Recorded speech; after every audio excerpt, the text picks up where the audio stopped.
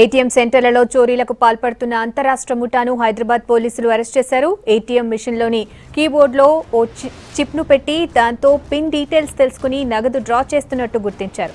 Keyboard కింద silver colour chip పెట్టి machine పనిచేయకుండా చేసి పిన్ నంబర్ రికార్డ్ అయ్యేలా ఏర్పాటు చేస్తారు. తర్వాత నకిలీ కార్డుతో డబ్బులు డ్రా చేస్తున్నట్టు గుర్తించారు. అలాగే ఏటీఎం సెంటర్లకు వచ్చే వృద్ధులు, మహిళలు, చదువు రాని వారికి సహాయం చేస్తామని చెప్పి కార్డులు మార్చేసి డబ్బులు తీసుకుంటున్నట్టు పోలీసులు చెప్పారు. ఇలా ఢిల్లీతో పాటు హైదరాబాద్లోని Andhra bank, state bank of India, state bank of Hyderabad ఏటీఎంల నుంచి డబ్బులు ఎత్తుకెళ్లినట్టు పోలీసులు చెప్తున్నారు.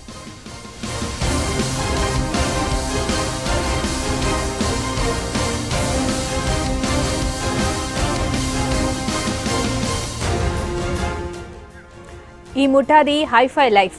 ఢిల్లీ నుంచి ఫ్లైట్లో వచ్చి మరీ దొంగతనాలు చేస్తున్నట్టు పోలీసుల ఇన్వెస్టిగేషన్లో తేలింది. ఫ్లైట్లో వచ్చి దొరికిన కాడికి దోచుకుని వెళ్లిపోతారని పోలీసులు వివరించారు. ఏటీఎంలలో చోరీలపై ఫిర్యాదులు రావడంతో ప్రత్యేక నిఘా పెట్టిన పోలీసులు 5 నిందితులను అరెస్ట్ చేశారు. ఈ ముఠాకు 7 కేసులతో సంబంధం ఉన్నట్టు గుర్తించారు. నిందితులు ఏటీఎంల నుంచి కొల్లగొట్టిన 4 లక్షల రూపాయల నుంచి 1,50,000 రూపాయలు రికవరీ చేశారు.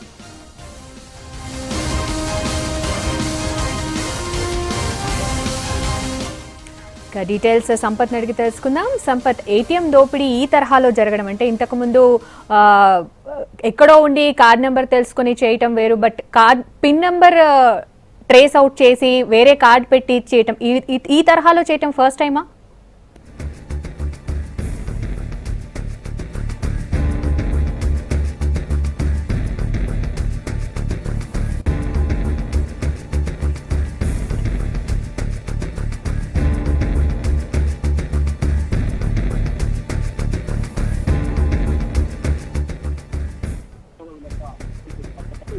మీరు అడిగినట్టుగా గతంలో ఎప్పుడు కూడా ఇలాంటి అఫెన్సెస్ జరగలేదు. ఇలా కార్డు రీడర్స్ ని పెట్టుబడి ఇన్సిడెంట్స్ అంటే ఏటీఎం కార్డు తో విత్డ్రా ఏదైతే మనం ఫైట్ చేస్తామో ఫైట్ చేస్తున్న లిస్టింగ్ దగ్గర ఒక కార్డు రీడర్ ని కార్డు ప్రక్రియతో గతంలో పంజాబ్ పోలీసులు కేసులు ప్రయోగం చేశారు. కానీ దాని తర్వాత దానికి మరింత అడ్వాన్స్ గా నేరగాళ్లు చేసినటువంటి ఇన్సిడెంట్ ని హర్యానా, ఢిల్లీ దేశంలో ఉన్నటువంటి ఈ 5 నిందితులు కూడా దాదాపు దేశంలో ఉన్నటువంటి రాష్ట్రాల్లో ఇలాంటి స్టోరీలకి ఇలాంటి వైట్ కార్డ్ అఫెన్సెస్ కి పాల్పడ్డారు. దీంట్లో స్పెషల్లీ మోస్ట్ కాంపరెంట్ విషయానికి వస్తే వాళ్ళు చేస్తున్న అఫెన్స్ యొక్క తీరుతెన్నులు చూస్తే ఒకసారి మొత్తం కూడా చాలా పక్కాగా ప్రొఫెషనల్ గా చేశారు.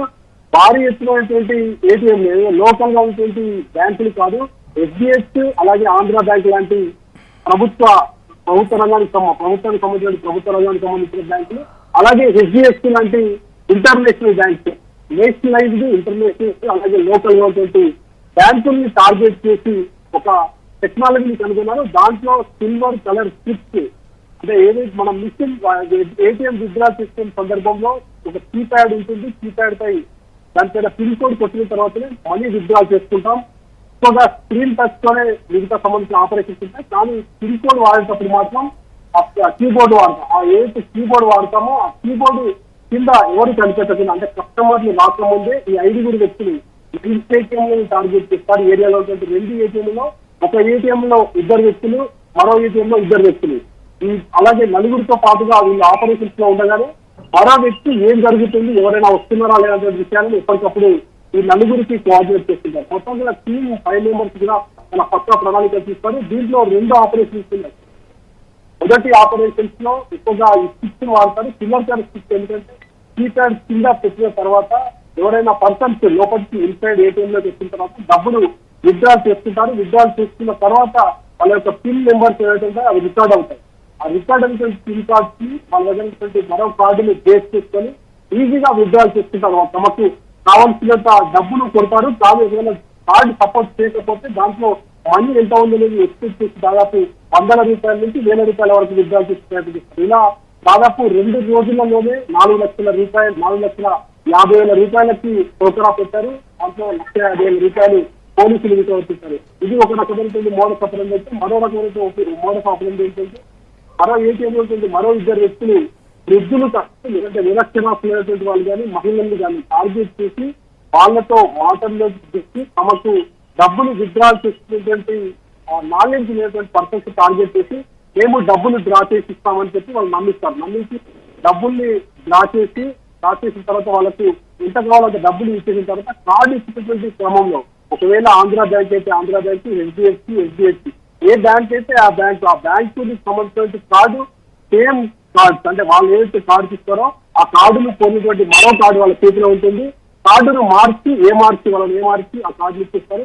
అలా వాళ్ళను దాదాపు సైట్ ట్రాక్ చేసి అటెన్షన్ డైవర్ట్ చేసి ఆ కార్డులు అంటే వాళ్ళ కార్డులు తీసుకొని అప్పటికి ఏటీఎం నెంబర్ మొత్తం కూడా వాళ్ళ దగ్గర ఉంటుంది కాబట్టి ఏటీఎం నెంబర్ డైరెక్ట్ వాళ్ళ ఆపరేట్ చేస్తారు కాబట్టి దానిలో డబ్బులు మొత్తం తీసుకుంటారు. అయితే సీసీ కెమెరాలకు ఇచ్చకుండా కొంత జాగ్రత్తలు వహించారు. అయినా ప్రేరేట్ చేశారు.